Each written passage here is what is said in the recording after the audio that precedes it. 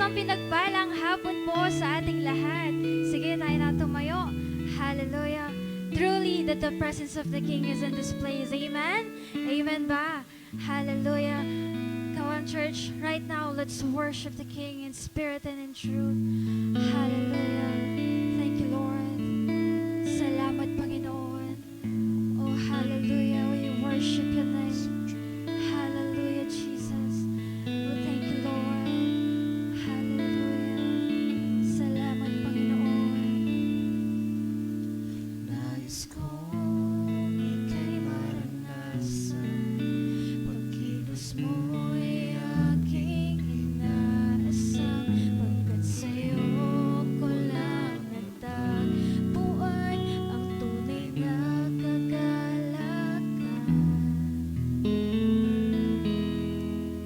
Nais kong ika'y maranasan, tibok ng puso ko'y ikaw lamang, kaya't ngayon, bukas at kailanman, pagsamba ko'y aalay. Walang hanggang kitang pupurihin, walang hanggang sasambahin, buong laman ng puso kong ito ay mamalagi sa'yo. Walang hanggang kitang pupurihin, walang hanggang sasambahin, buong laman ng puso kong ito ay mamalagi sa'yo.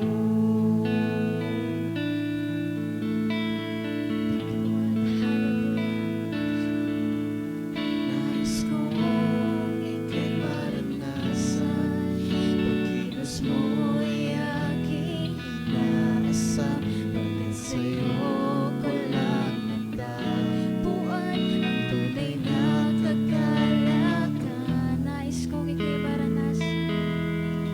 Nais kong ika'y maranasan, tibok ng puso ko'y ikaw lamang, kaya't ngayon, bukas at kailanman, pagsamba ko'y aalay. Walang hanggang kitang pupurihin, walang hanggang sasambahin, buong laman ng puso kong ito ay mamalagi sa'yo.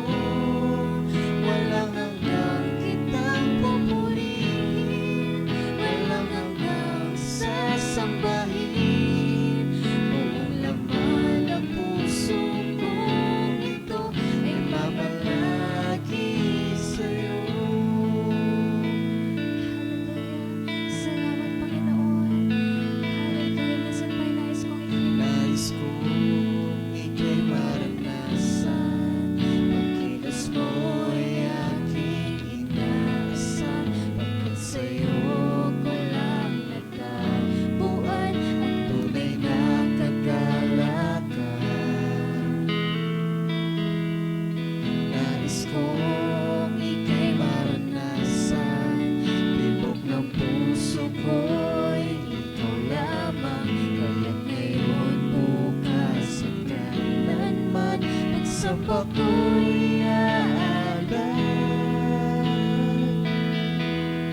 Walang hanggang kitang pupurihin, walang hanggang sasambahin, buong laman ng puso kong ito ay mamalagi sa'yo. Walang hanggang kitang pupurihin, walang hanggang sasambahin,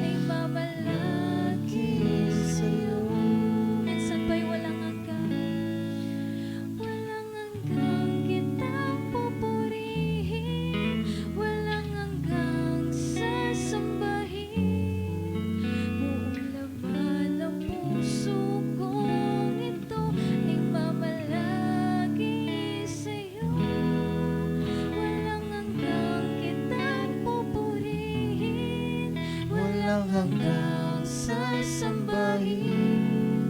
Buong laman ng puso kong ito ay mamalagi sa'yo. Buong laman ng puso kong ito ay mamalagi sa'yo. Minsan ba'y buong laman? Buong laman ng puso kong ito ay mamalagi sa'yo. Hallelujah, Lord. Salamat, Panginoon. Hallelujah. Walang hanggan ka naming pupurihin, O Lord. Walang hanggan ka naming sasabahin, Panginoon. Walang hanggan ka naming dadakilain, Panginoon, sa buhay na bawat isa sa amin, O Lord. Hallelujah. Hallelujah. Thank you, Lord. Nais ka naming maranasan, O Lord. Hallelujah. Salamat, Panginoon. Salamat, O Lord. Hallelujah. Hallelujah. Naniniwala kami, O Lord, na nasa kalagitnaan ka namin, Panginoon. Naniniwala kami, O Lord, na kanina ka ba namin kasama, Panginoon. Hallelujah. Patuloy naming dinideklarahan, Panginoon, that your flow, Panginoon, ang kayong kapangyarihan, O Lord, ang patuloy, Lord, na mag-flow, Panginoon, dito sa lugar na to. In the name of Jesus, salamat, Panginoon. Patuloy, Lord, kami magpapatian noon, Panginoon, sa iyong mayamang presensya, Panginoon. Hallelujah. Salamat, Panginoon. Hallelujah, Jesus. We thank you, Lord. Salamat, Lord, sa pagmamahal mo, Panginoon. Hallelujah. Sabi mo nga sa salita mo, the 2 or 3 gathered in your name. You are in the midst of us right now. Hallelujah, Lord. Salamat, Panginoon. Patuloy, Lord, naniniwala kami, Lord, na may gagawin ka pa, Panginoon, sa aming service na to. In the name of Jesus. Patuloy, Lord. Salamat, Panginoon. Patuloy, Lord. We declare and decree right now, let your will be done. In the name of Jesus, we claim, O Lord, that we are victorious right now. In the name of Jesus, salamat, Panginoon. Hallelujah. Maraming salamat po, O Lord. Patuloy kang kumilos, Panginoon. Patuloy kang maghari, O Lord, sa aming kalagitnaan. Salamat, Panginoon. Patuloy naming ibabalik sa iyo, O Lord, ang pinakamataas na papuri, pasasalamat sa pangalan ni Jesus. Amen and amen. Hallelujah.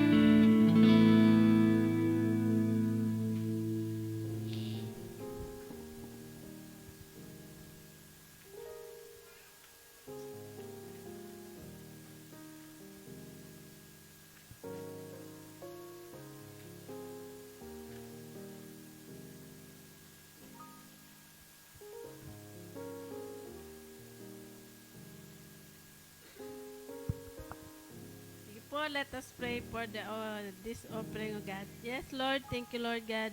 Salamat, Panginoon.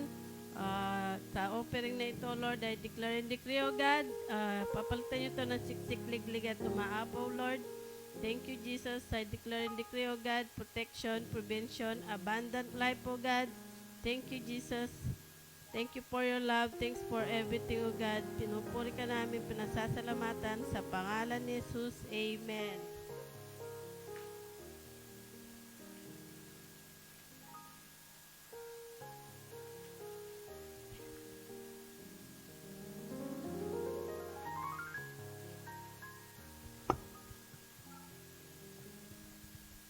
Magandang hapon po sa bawat isa.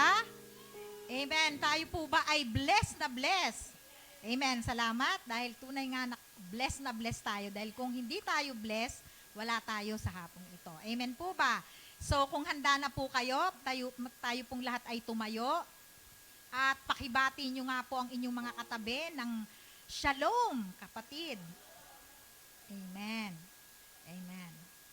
So, yon. So, tayo pong lahat ay panandali ang yumukod at tayo po'y manalangin.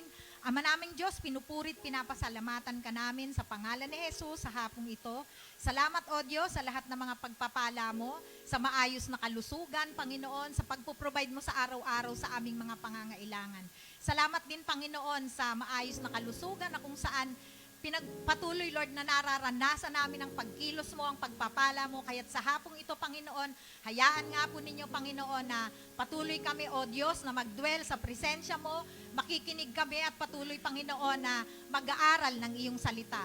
Patuloy din namin, O Lord, na dinideklarhan ng iyong Santong Espiritu ang siyang patuloy na magtuturo sa amin, magbibigay sa amin ng kaunawaan sa mga salita mo, Panginoon, na mahahayag sa hapong ito. Pinagkakatiwala namin sa inyo ang gawain ito mula umpisa hanggang pagtatapos at patuloy ka naming pupurihin at pasasalamatan sa tanging pangalan ng iyong anak na si Jesus. Amen and amen. Hallelujah. Amen. Makakaupo na po tayo.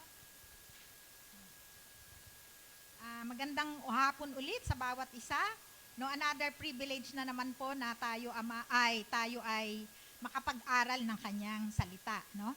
So sa hapong ito po ay si-share ko po sa inyo ay about 3 proof of spiritual growth. No? So, sabi nga po, naalala ko po nung mga bata pa po yung mga anak ko, no? Pero tanungin ko po kayo muna, no? Kayo po ba ay tumatangkad pa? Kayo po ba ay tumatangkad pa, nagdadagdag pa ba ang inyong mga height, no? Hindi na, no? Pero yung mga kabataan, natural, nagdadagdag pa rin ang kanilang mga height until yung such time na maabot nila talaga yung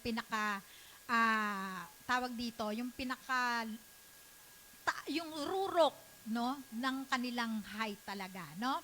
So sabi nga nun dito, no, naalala ko po nung maliliit pa yung mga anak ko, meron po kami sa bahay na parang yung hayop siya na nakalagay sa dingding na may mga measurement, no? Yung sa amin kasi is yung zebra, no? Every month tinitingnan ko kung ang mga anak ko ba ay tumatangkad, no? Siyempre, di ba, excited ka, ay, anak, tumangkad ka na naman ng 1 inch, gano'n, no? Hanggang sa si Oyo na nga yung maging apo ko, siyempre excited ako. Kasi si Oyo nung maliit siya, ang kanyang physical growth is palapad, no? Medyo tumataba siya. Kasi hanggang ngayon naman, ganun pa rin siya, no? So, every month, no, dine-check namin ni Grace yung height niya. So, nag-i-improve naman, 1/2 inch, ganun. So, natutuwa na kaming ganun. Kasi sabi ko, nako, wag naman sanang maging obese ka, no? Kailangan tumatangkad ka para maging basketball player ka, no? Pero salamat sa Panginoon kasi 12 years old pa lang siya ngayon. Nakikita namin na kumbaga mataas na siya kaysa kay Popsy, mas mataas na rin siya kaysa sa akin, sa mga tita niya, at kapareho na siya ng height ng papa niya. So, di ba nakakatuwa, 12 years old lang. Sabi ko nga, tatangkad ka pa, apo. So, no. So, sabi nga ganun dito, no. Spiritual growth is not automatic as physical growth, di ba po? While our bodies jump in obedience to glandular commands, our fleshly nature can refuse the Spirit's prompting. No, sabing ganun, yung spiritual growth daw ay hindi katulad ng physical growth. No, ang physical growth kasi habang tumatagal, padagdag yung growth mo. Pero yung spiritual growth, pwedeng hindi yun sasabay sa physical growth natin, no? Kumbaga, minsan may pagkakataon na malaki na yung mga anak natin, pero hindi sila lumalago spiritually. Unless, nung development stage nila, itinuturo na natin yung patungkol sa ating Panginoong Hesukristo. Kasi nga, development stage, di ba? So sabi nga ganon, train the child the way they should go, and when they grow old, they will not depart from it. No? Kaya nga yung mga batang mga 3 years old hanggang 5 years old, tinuturuan na dapat sila, dinadala na sila sa church para natututo na sila sa atin ng mga aral patungkol sa Panginoon. Lalong-lalo na dapat nag-a-attend na sila ng Sunday school. No, kasi yung mga anak ko, produkto din po sila ng Sunday school. No? So, ganun po, no? So, hindi po yung spiritual growth, hindi siya katulad ng physical growth, no? Sabi dito, if the Lord were to measure your life on a spiritual growth chart, where would He mark your height today in comparison to 2 to 3 years ago? Kayo po, no? Kung halimbawa ang Panginoon ang mag-measure ng growth ninyo spiritually, nasaan na po ba kaya kayo ngayon? No? Kayo po yung nakakaalam kung nasaan na po kayo. Amen po ba? Are you happily enjoying a spark or has your growth stalled recently? Nag-i-enjoy ba kayo na nag-grow kayo spiritually? Or hindi na lumalago, hindi na kayo lumalago? Alin ba sa dalawa? Nag-i-enjoy kayo na kayo lumalago o hanggang dito na lang kayo, hindi na kayo lumalago? Amen po ba? No, question po 'yon, no? Sabi dito, think for a moment how tall the disciples grew while they were with Jesus. By the time he left for heaven and gave them the Spirit at Pentecost, these rough and tumbled fishermen were mature enough to parent the newborn church. That's remarkable growth. What stimulated their rapid development? Jesus emphasized to his disciples 3 important growth principles that appear in our text. So, basahin po natin ang ating text na nasa Matthew 10, 1-10, and then Acts 4, 32-37. Sige po. Meron po ba? Matthew chapter 10, verse 1-10. Sige po. Basahin ko po, no? Dali lang po.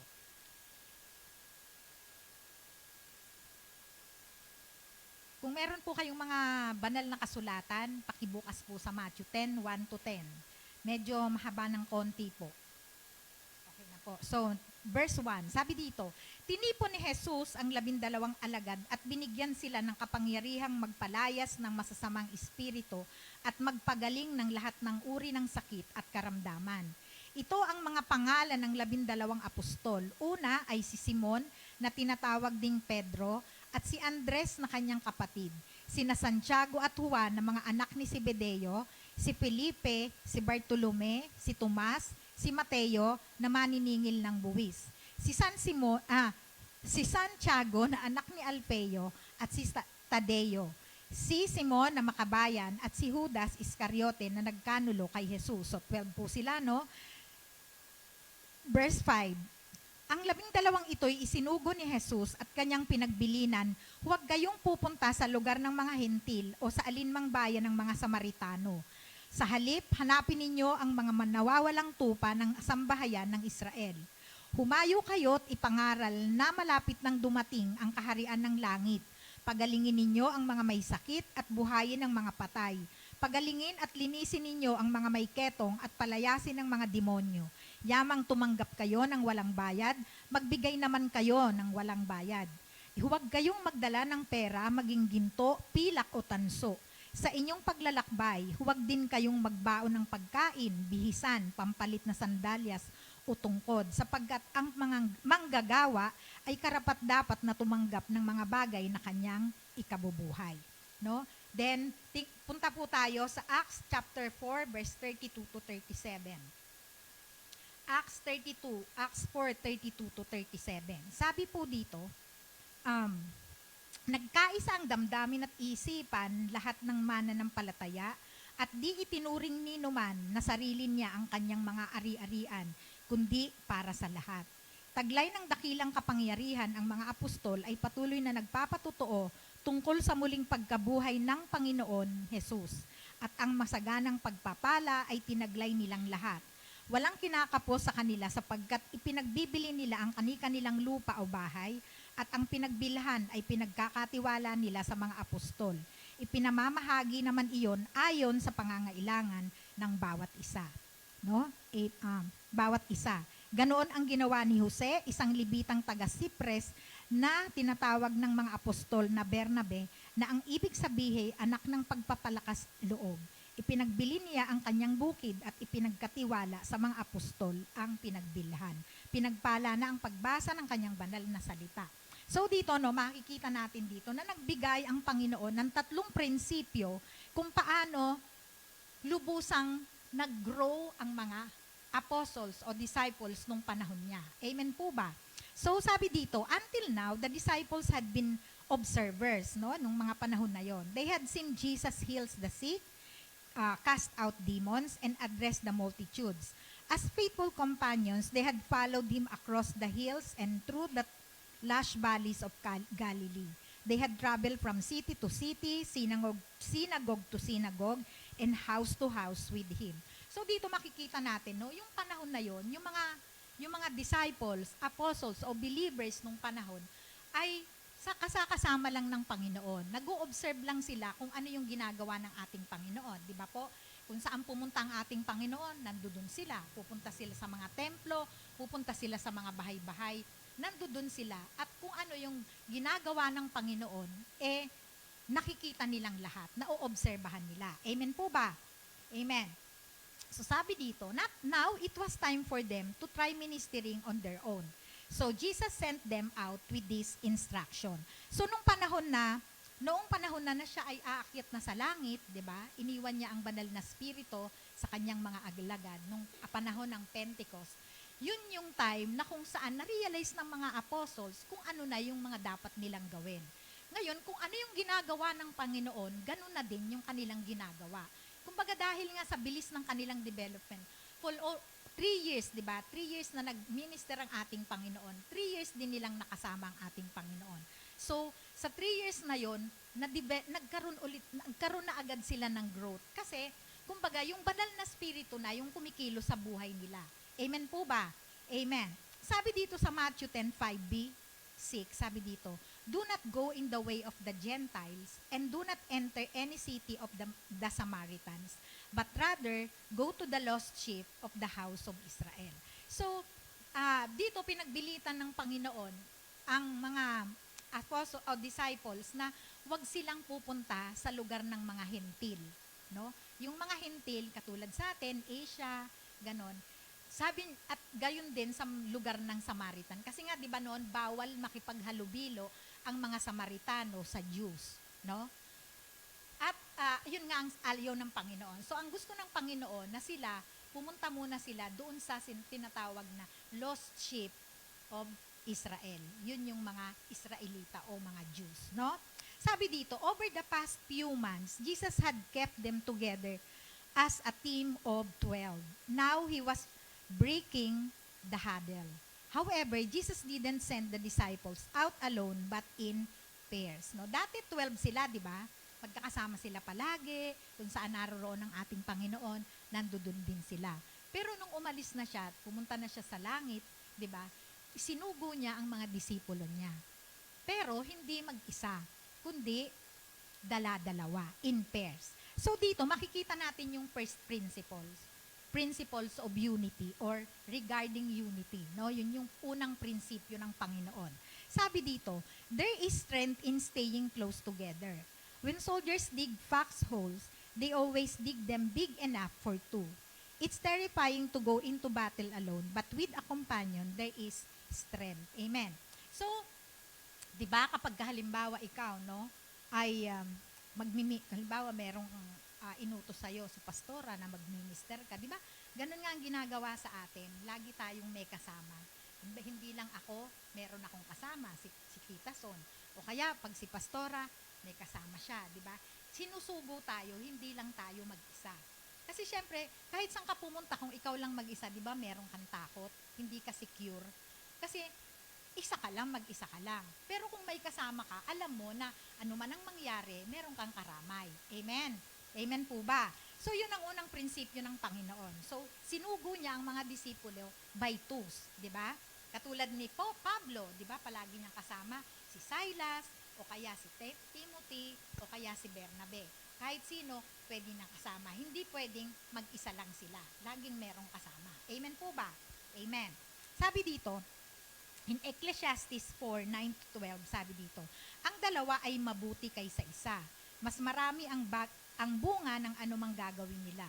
Kapag nabuwal ang isa, maitatayo siya ng kanyang kasama. Kawawa ang nag-iisa sapagkat walang tutulong sa kanya kapag siya ay nabuwal. Kung malamig ang panahon, maari silang magtabi sa higaan upang parehong mainitan. Ngunit saan siya kukuha ng init kung nag-iisa lang siya? Kung ang nag-iisa ay maaring magtagumpay laban sa isa, mas maigi kung dalawa. Ang lubid na may 3 pilipit na hibla ay hindi agad malalagot. Amen. So, dito makikita natin na there is strength in unity. 'di ba? Kapag nagkakaisa kayo, marami kayong maa-accomplish kaysa ikaw lang mag-isa, 'di ba? Sabi pa dito, kapag siyempre may panahon ng taglamig, pag ikaw lang mag-isa, siyempre malamig talaga. Pero kung may kasama ka, pwede kayong magtabi sa higaan at makakaramdam kayo ng parehong init, no? At sabi pa din dito na kapag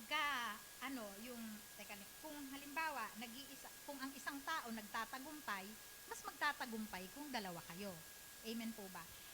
Naalala ko po nung panahon na maliliit pa kami, no? Siguro minsan nakikita din natin to sa Facebook, yung bayanihan. Alam niyo po ba yon? Kasi nung panahon, ang mga bahay, hindi naman konkreto. Kumbaga, may mga poste lang siya, ganon. Tapos magaan lang siya, light materials lang ang gamit. So, pagka halimbawa, yung may-ari ng bahay gusto niyang lumipat sa isang lugar, mangyayari, ililipat yung bahay. 'Di ba? Yung tatanggalin lang yung yung poste, iaangat, and then nagtatawag ng mga kapitbahay, mga kaibigan, and then yung bahay nila maililipat nila sa ibang lugar. Yun yung tinatawag na bayanihan, na ngayon wala na. Siguro meron pa din na way of bayanihan, pero hindi na yung paglipat ng bahay. O bayanihan in a certain, halimbawa, nagbabayanihan sila sa paglilinis ng community. 'Di ba? Yung ganon, bayanihan, yung tulungan. Amen? So there is unity doon. May strength pag may unity. Sabi nga ganon, meron pang example, yung halimbawa, sabi nga ganon, are united we stand, divided we fall. Kapag nagkakaisa tayo, makakatayo tayo. Pero kung tayo ay magwawatak-watak, natural, magkakawatak-watak talaga tayo. Amen po ba? Amen. Sabi pa, no man is an island, di ba? Walang tao na bubuhay para sa sarili lamang niya. Kailangan meron siyang kasama. So, di ba? Ang nais ng Panginoon is a relationship. So, dapat magkaroon tayo ng maayos na relationship sa isa't isa. Amen po ba? Amen. So, sabi sa John 17:1 and 22-23, Holy Father, keep them in thy name, the name which you gave me, so that they may be one, just as you and I are one. I pray not only for them, but also for those who believe in me because of their message. I pray that they may all be one, Father. May they be in us just as you are in me and I am in you. May they be one so that the whole world will believe that you sent me. I gave them the same glory you gave me, so that they may be one, just as you and I are one. I in them and you in me, so that they may be completely one, in order that the world may know that you sent me and that you love them as you love me. So ang nais ng Panginoon Jesus dito, nung ipinalalangin niya tayo, no, na gusto niya na magkakaisa tayo palagi. Magkaisa tayo sa ating Ama, katulad ng pagkakaisa nilang dalawa. No? Sabi niya, yung glory na binigay mo sa akin, ibibigay ko din sa kanila. At ang nais niya, na palagi tayong isa sa kanila. Amen po ba? So here, unity was also on Jesus' mind as he prayed passionately for his disciples and us, just hours before his death, that they may be perfected in a unit, was his request, literally. Jesus desires that we become a close-knit family. Nothing has damaged his message more than the breakdown of this unit. Church splits, splinter groups, and scandals isolate people, resulting in cynicism and bitterness. So, ang request ng Panginoon, stay together. There is strength and ultimately growth in unity. No? Ang ikalulungkot ng Panginoon ay ang church ay nagkakawatak-watak, no? Yung pamilya ng Panginoon. Ayaw ng Panginoon na tayo ay nagkakawatak-watak, kundi ang nais niya, patuloy tayong magkaroon ng unity of the Spirit. Amen po ba? Unity of the Spirit. Amen po ba? Amen. So number 2, regarding authority. The second principle relates to the authority Jesus gave the disciples before sending them out. In Matthew 10:1b, authority over unclean spirit to cast them out and to heal every kind of disease and every kind of sickness, no? So, binigyan ng Panginoon ng authority ang mga disciples, no, na magpagaling ng mga may sakit, mag-cleanse ng mga leprosy, at no? Mag-cast out ng mga demons, no? Yung kapangyarihan niya, ibinigay niya rin doon sa mga disciples niya, na ngayon, ibinigay din niya sa bawat isa sa atin. Amen po ba? Amen. Sabi dito, the Greek word for authority is exousia. Exousia, which means liberty to or power to act. It's the power of one whose will or command must be obeyed. Halimbawa, pulis ka, no? Meron kang authority. Halimbawa, yung isa nag-violate ng law sa traffic, meron kang authority na i-command siya, na reprimand siya, nagkamali siya, di ba? So, yung authority na ibinigay sa atin ng Panginoon, na ibinigay din sa mga disipulo, dapat gamitin din natin sa kapanahunan natin ngayon. Amen po ba? Kaya nga, palaging sinasabi sa atin na kapag may sakit, may authority ka na magpagaling ng sakit, ng may sakit, di ba? Kung ano man yung mga nararanasan natin sa pamilya, sa pamamagitan ng authority na binigay sa atin ng Panginoon, gamitin natin yon. Amen po ba? Amen. So the disciples now had the power to bring diseases, demons, and even death to halt. Ibig sabihin, mapahinto yung mga karamdaman na yan, yung mga demonyo na yan, no? Meron na silang authority na palayasin yung lahat ng yan sa pangalan ni Jesus. Amen po ba? The principle of growth is this: there is power in doing God's work. Power from God's very throne. Are you doing His work? Sabi dito, pagka daw ginagampanan natin yung gawain para sa Panginoon, may power tayo. Amen? Power na nanggagaling sa trono ng ating Panginoon. At ang tanong, ginagawa nyo ba yung gawain ng Panginoon na ipinagagawa sa inyo? Amen po ba? Ginagawa nyo po ba? Do it in Christ's power and authority. Declare His message confidently, not because of who you are, but because of who He is. No, idiklarahan natin, kumbaga, kapag ka tayo nag-share ng Word of God, do it with confidence. Dahil alam natin na yung salita niya makapangyarihan, totoo, kaya hindi tayo dapat mag-alinlangan. No? Makapangyarihan, totoo, dahil ang salitang yan ay nanggaling mula sa ating Panginoon. Amen po ba? Amen. Dapat hindi tayo nahihiya na mag-share ng Word of God. Amen po ba? Amen. So number 3 is regarding generosity. So yung first principle is unity, authority, and then generosity, yung third. The third principle is this: there is freedom in giving without restraint. Jesus instructed His disciples, no? Sabing ganon, giving without restraint. Yung ibig sabihin, sky is the limit kapag ka ikaw ay nagbigay. Amen po ba? Amen. Sabi dito sa Matthew 10:8b to 10, yamang tumanggap kayo ng walang bayad, magbigay naman kayo ng walang bayad. Wag kayong magdala ng pera, maging ginto, pilak o tanso sa inyong paglalakbay. Huwag din kayong magbaon ng pagkain, bihisan, pampalit, sandalyas o tungkod, sapagkat ang manggagawa ay karapat-dapat na tumanggap ng mga bagay na kanyang ikabubuhay. No? Natatandaan po ba ninyo palagi, no? Sinasabi ng Panginoon na kapag kayo ay nasa isang lugar at hindi kayo tinanggap doon sa lugar na yon, ipampag nyo ang inyong mga sandalyas, ipampag nyo ang alikabok ng inyong mga sandalyas. At kung kayo naman ay tanggapin sa isang tahanan, panatilihin nyo doon ang kapayapaan. Amen po ba? So, pinakikita dito na tayo, dapat hindi tayo mag-aalala kapag gumagawa tayo ng kalooban ng Panginoon o isinaka sa katuparan natin yung komando niya sa atin na ipahayag natin ang kanyang paghahari dito sa sanlibutan, di ba? So sabi nga, huwag kayong magdala ng pagkain, huwag kayong magdala ng sandalas. Di ba nangyayari sa atin ngayon yun? Kapag ka pumupunta tayo sa bahay at nag-RRF tayo, di ba yung may bahay, pinakakain tayo, no? So ganon, sabi nga, ang manggagawa ay may karapatan para sa kanyang ikabubuhay. So dapat nakadepende tayo sa ating Panginoon. Amen po ba?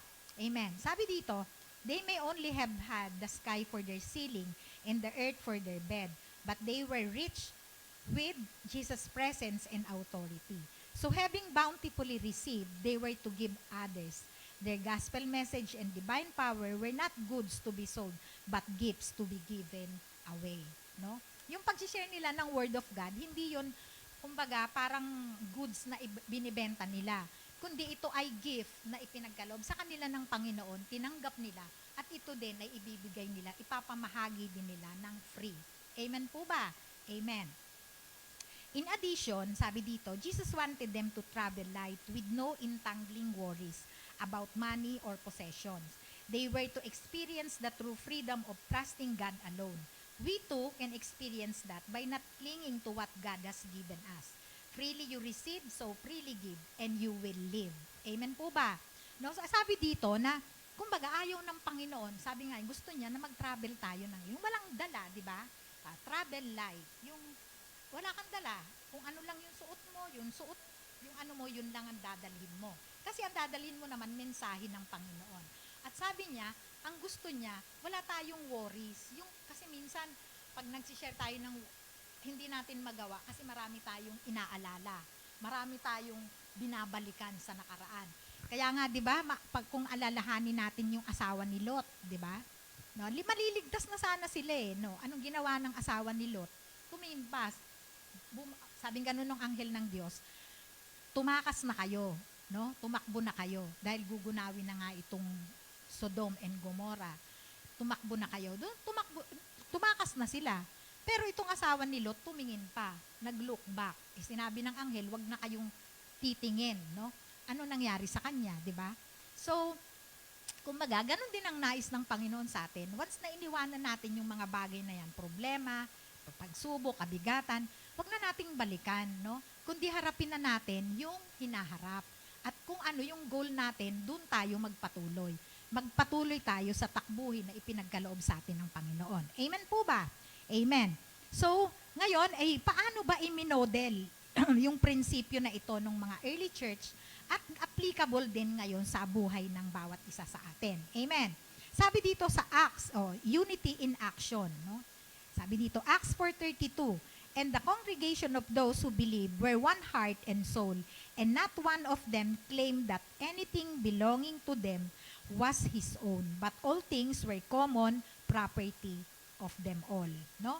Kumbaga, dito makikita natin na hindi yung mga bagay na meron sila, hindi nila inaring kanila lang, kundi ang may-ari silang lahat. No? Amen. Sabi dito, the early believers didn't just talk about unity. They lived it. They believed the same gospel. They related together in harmony. And they shared what they owned. If someone was hungry or without clothing, they willingly pulled their resources to help in every practical ways. Jesus' prayer for unity was being answered. So, nung panahon nga, no, yung lahat ng, yung mga believers nung panahon, hindi lang nila pinag-uusapan yung about unity, kundi ipinapamuhay nila, no? Kapag may nangangailangan sa kanila, sa kongregasyon o sa kanila, ginagamit nila yung mga resources nila, pinagsasama-sama at ibinabahagi doon sa mga nangangailangan. So dito makikita natin na sabi nga dito, Jesus' prayer for unity was being answered. Amen po ba? Amen. Sa Efeso 4:1-3, sabi dito ni Pablo, mamuhay kayo gaya ng nararapat sa mga tinawag ng Diyos. Kayo'y maging mapagpakumbaba, mahinahon at matyaga. Magparaya kayo dahil sa inyong pagmamahal sa isa't isa. Sikapin ninyong mapanatili ang pagkakaisang mula sa Espiritu sa pamamagitan ng kapayapaang nagbubuklod sa inyo. So, ibig sabihin, makakamit lang natin ang pagkakaisa kung meron tayong kapayapaan bawat isa. Amen po ba? Kasi nga kung minsan, halimbawa sa isang organisasyon, merong mga bagay na pag-uusapan.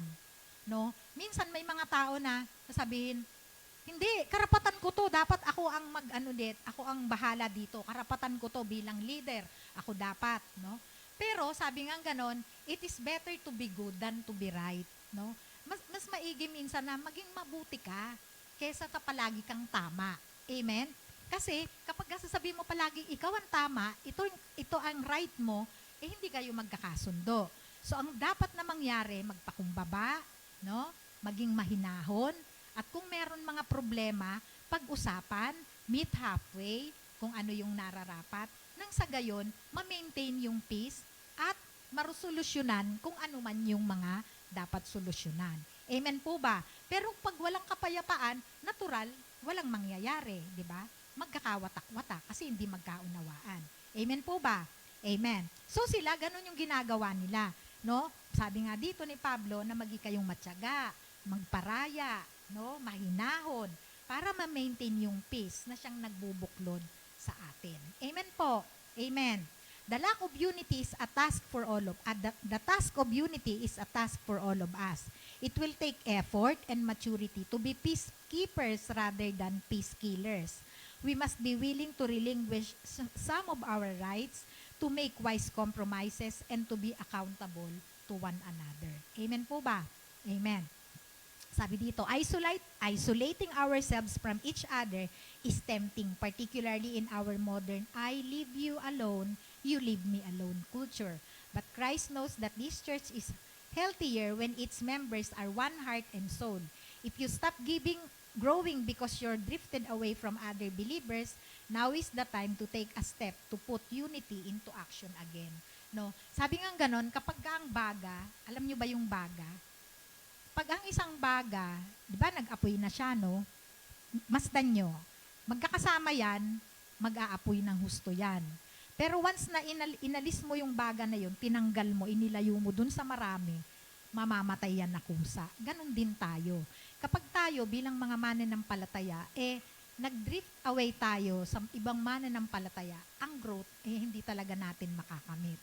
Pero kung palagi tayong kasama ng mga mananampalataya, asahan natin na mag-grow tayo. Sabi nga ganon, huwag ninyong kaliligtaan yung pagsasama-sama, no? Dahil dun kayo magpapalakasan sa isa't isa. Lalo na ngayong alam natin na malapit nang dumating ang ating Panginoon. Amen po ba? Amen. So, sabi dito, okay. Number 2 na po tayo, authority on display. No, yung authority, nakikita talaga sa kanila. Noona, no, yung unity nila, talagang isinasabuhay nila. Pangalawa, authority on display.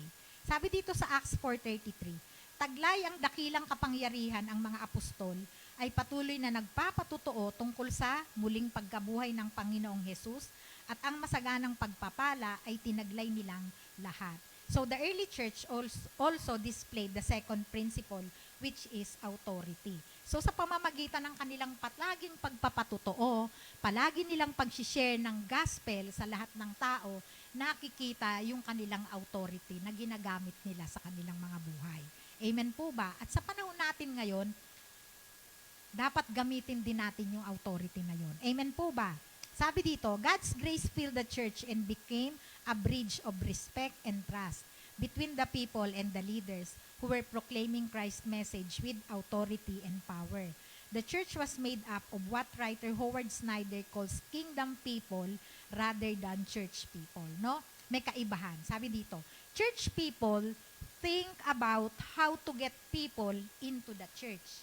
Ibig sabihin, yung mga church people daw, ang iniisip ay kung paanong yung mga tao madadala dito sa church. No? Yung mga tao sa labas dadalhin sa church. Yun yung iniisip ng mga church people. Kingdom people think about how to get the church into the world. Ibig sabihin, yung mga kingdom people, ang iniisip nila kung paanong yung church people, no, magkakaroon ng impact sa sanlibutan. Amen po ba?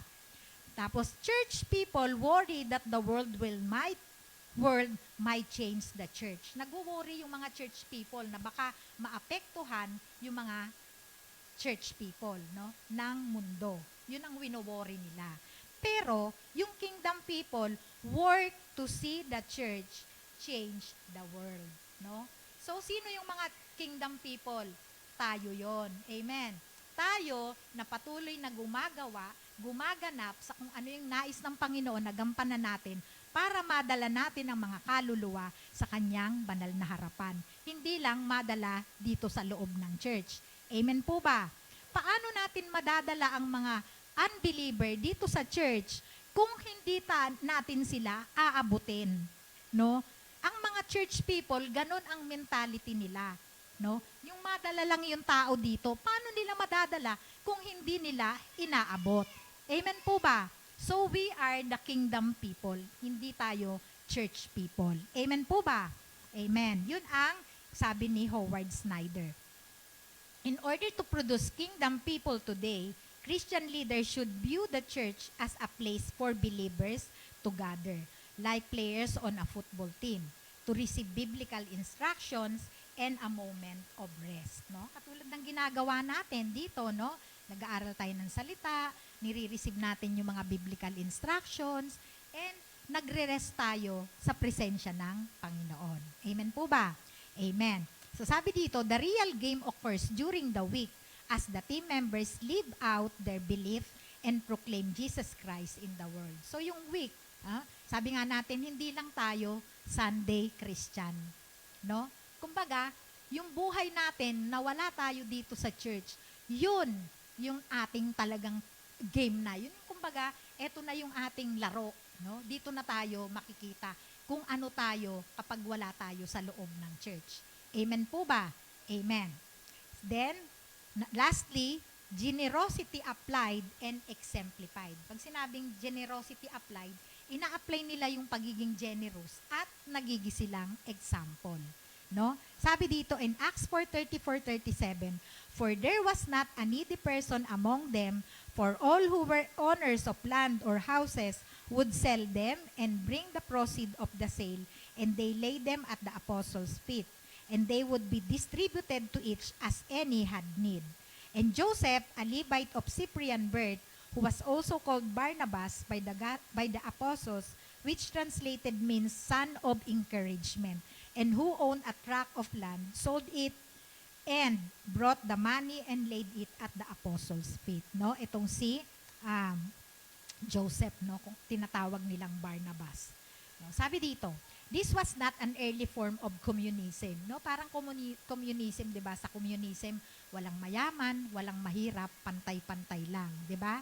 So sa akala nila, hindi ito, sabing gano'n, hindi ito early, hindi ito yung form ng communism, no? Kasi no one forced the people to sell their goods and distribute the money evenly among everyone.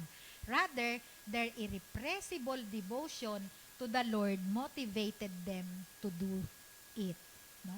Kumbaga, sabi nila, parang komunista yung nangyayari nung panahon, pero hindi po. Kasi wala naman po sa kanilang nagpo-push na, so, ibenta mo yung lupa mo, ibenta mo yung bahay mo, tas ibigay mo sa mga apostles yung pinagbilihan. Walang ganon. Kundi, sila mismo dahil sa hindi nila makontent yung pagmamahal nila sa Panginoon, ginagawa nila ito. No? Kumbaga, kasi mahal nila ang Panginoon at ayaw nila sa pamamagitan ng pagiging nilang giver o generous, maipakita nila na ang Diyos nila nagpo-provide sa kanila at pinagkakatiwala nila sa Panginoon yung kanilang future. Hindi nila iniisip, ay, baka maubusan ako, baka pagdating ng araw, wala na akong lupa at bahay pag ako nangailangan. Pero wala sa kanilang nag-iisip ng ganon. No? Amen. Sabi dito, commentator Everett Harrison insightfully observed, the church caught up in the enthusiasm of sacrificial giving was content to live the future with God. No? Dahil nga kontento sila, no? Enthusiastic talaga sila. Mahal na mahal nila ang Panginoon. Kaya, nagtitiwala sila na ang Panginoon yung bahala sa kinabukasan nila. Amen po ba? Sabi dito, in God we trust. Di ba? Makikita natin yung in God we trust sa pera ng Amerika, yung dollar, US dollar. Di ba nakalagay, in God we trust. No? Sabi dito, in God we trust may not have been printed on their money before, but it was certainly inscribed in their action. A generous attitude naturally follows when Christ is Lord in a person's life. Amen po ba? So, ibig sabihin, kahit na nga hindi nakasulat yun sa pera nila, no? Pero nakikita naman yun, nagmamanifest sa kanilang mga kilos at gawa. Yung pagiging nilang generous. Amen po ba? Amen. So, sabi dito, a generous attitude naturally follows when Christ is Lord in a person's life. So, dito na po ako nagtatapos. Conclusion, spiritual growth can only be achieved by being united with people God brought to our lives for a relationship, using our authority as a child of God to break every hindrances to achieve successes in all aspects of our lives, and also the generosity in which we share what we have to others, not withholding, for we know that our God, the provider, the Lord of Lords, and the King of Kings, who knows the needs of His children, is able to give abundantly to all who trust and obey Him. Through these principles of growth, we as the kingdom people will have an impact to the world. Amen po ba? Amen. May natutunan po? Amen. So tayo pong lahat ay manalangin, tayo pong lahat ay tumayo. Hallelujah. Hallelujah. Purihin ka, O Diyos. Dakila ang iyong banal na pangalan. Panginoon, pinapasalamatan ka namin sa iyong mga salita sa hapong ito, Panginoon. Salamat, Panginoon, ang iyong mga salita ay nag-serve na reminder muli sa bawat isa sa amin bilang kingdom people na nais mo, Panginoon, na ma-maintain namin ng unity of the Spirit sa amin pong kalagitnaan. Ang authority na ipinagkaloob mo sa amin na binigay mo sa mga apostles, disciples mo nung panahon. Ngayon, Panginoon, amin din pong tinatanggap, Panginoon, dahil ipinagkaloob mo. Maging, Lord, yung pagiging generous, Panginoon, ng mga nakaraang mga believers and apostles, Panginoon. Nais mo, Panginoon, na amin din po itong i-adapt sa aming mga buhay upang, Panginoon, maranasan namin, Panginoon, yung buhay na ganap at kasiyasiya kasama ka, Panginoon. Ama, maraming salamat po, O Diyos, sa iyong mga salita na magsiserve na naman po aming inspirasyon, kalakasan na naman muli sa amin pong mga buhay sa araw-araw, Panginoon. Dinideklarahan namin, Panginoon, ang mga salita mong ito, O Diyos, ay hindi lamang aming narinig, kundi, Panginoon, mag-manifest, magkaroon ng bunga sa aming mga buhay. Salamat po ng marami sa bawat isa na narito ngayon, Panginoon. Pagpapala, Panginoon, na walang humpay, kingdom expansion sa kanilang mga buhay, protection and covering sa kanilang buong sambahayan, Panginoon. At Lord, provision sa lahat ng pangangailangan nila. Lord, we thank you so much dahil alam namin, Lord, na nandyan ka palagi. Pangako mo sa amin, you will never leave us nor forsake us. Salamat po sa hapong ito, Panginoon, sa katagumpayan ng gawaing ito, Panginoon. Muli, sa iyo ang kalahat ng kapurihan, lahat ng kapasalamatan, sa tanging pangalan lamang ng iyong anak na si Jesus. Amen and amen.